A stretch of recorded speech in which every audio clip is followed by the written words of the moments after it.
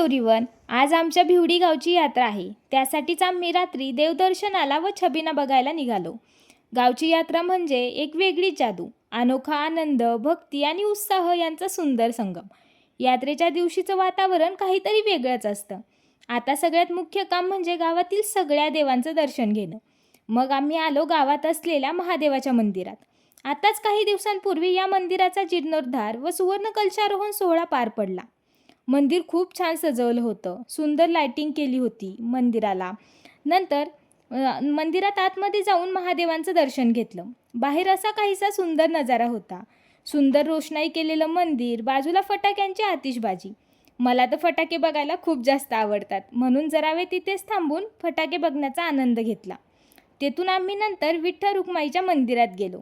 मंदिरात खूप छान दर्शन झालं. मी पण नवीन असल्यामुळे पहिल्यांदाच हे सगळे मंदिरं पाहत होते, पण पाहायला हे अनुभवायला खूप छान वाटत होतं. नंतर आम्ही सगळे गावातील मुख्य मंदिरात जायला निघालो.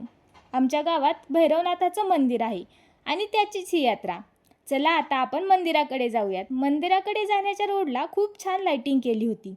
दिवसभर गजबजलेलं गाव संध्याकाळ होताच अजूनच खुलून येतं.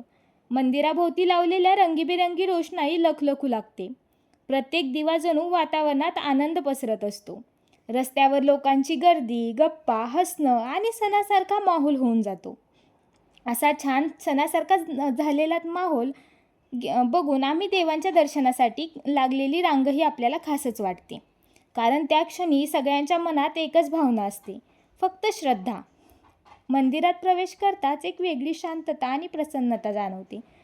देवांचे सुंदर सजलेले रूप पाहून मन अगदी भरून जातं. मंदिरात जाऊन दर्शन घेतलं. खूप छान आणि निवांत दर्शन झालं. थोड्या वेळातच ढोलताशा पथक मंदिरापाशी आलं. यात्रेतला तो क्षण काही औरच असतो. ढोलताशा पथक येताच वातावरण एकदम दणाणून गेलं. ढोलांच्या प्रत्येक ठोक्याने अंगात एक वेगळीच ऊर्जा संचारत होती. ताशाच्या तालावर सगळ्यांचे पाय आपोआपच हलू लागले होते. मंदिर परिसरात उभं राहून पथकाने केलेलं सादरीकरण तर पाहण्यासारखंच होतं. भक्ती आणि जोश याचा सुंदर मिलाप होता. देवांच्या समोर वाजणारा तो गजर आणि आजूबाजूला जमलेली गर्दी, प्रत्येकजण त्या क्षणात हरून गेला होता.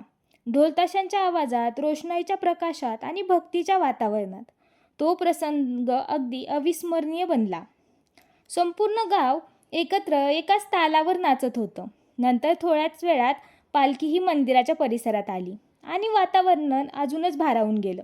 ढोल ताशांच्या गजरात जयघोष करत पालखी पुढे येत होती. फुलांनी सजलेली पालखी आणि तिच्यासोबत चालणारे भाविक आणि त्यांच्या चेहऱ्यावरील आनंद स्पष्ट दिसत होता. मंदिरासमोर पालखी थांबताच सगळ्यांनी एकच जयघोष केला, भैरवनाथाच्या नावानं चांग भलं. त्या क्षणी जणू एक वेळच थांबली असं वाटलं.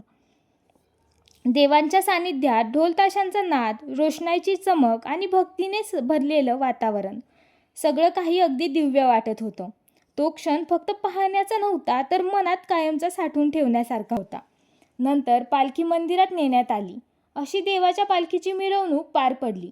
तर अशी पार पडली आमची पुण्यभूमी पुरंदरमधील बंडाची भिवडी या माझ्या गावची यात्रा. संपूर्ण गाव एकत्र येऊन साजरा केलेला हा सोहळा म्हणजे आपल्या संस्कृतीचं जिवंत रूपच. फटाक्यांच्या प्रकाशात उजळलेली रात्र आणि भक्तीने भारलेलं वातावरण, सगळं काही अविस्मरणीय ठरलं. यात्रा म्हणजेच आपल्या मातीशी, आपल्या लोकांशी आणि देवाशी जोडणारं एक सुंदर आठवण.